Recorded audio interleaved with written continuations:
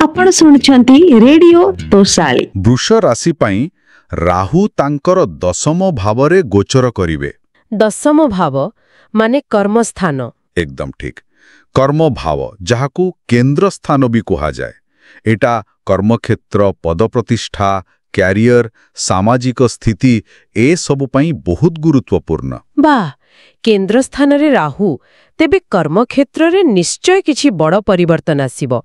केमती प्रभाव पकेबे राहु? हाँ, दशमरे राहु थिले लोक बहुत अभिलाषी होई जाए, निर्भीक होई जाए। अच्छा, तेणु कर्म क्षेत्र रे हठात सफलता मिली पारे, पदोन्नति होई पारे, एमिति कि आकस्मिक भावे ओहो लाभ बढ़ी पारे, नुआ नुआ सुजोग आसी पारे।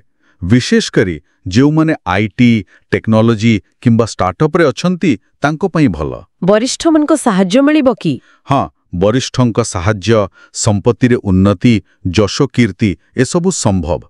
चाकरी बदलाइबाकू चाहूतिले भी भलो सुजोग आसी पारे। एसबु तो बहुत भलो कथा, किंतु राहु तो किछि नकारात्मक दिग भी थिबो निश्चय। निश्चय, सबुबेले सतर्क रहिबा दरकार। दशमरे राहु कर्मक्षेत्र रे राजनीति बढ़ाई पारंती। अच्छा, ऑफिस पॉलिटिक्स। हाँ, सीटा कामरे चाप बढ़ी पारे, अस्थिरता आसी पारे। जो माने नुआ चाकरी खोजुछंती तांकु टिके बेसी संघर्ष करिबाकू पड़ी पारे। ओहो, आ सरकारी चाकरियांक पई? पूरा वीडियोटी पाई डिस्क्रिप्शन देखंतु।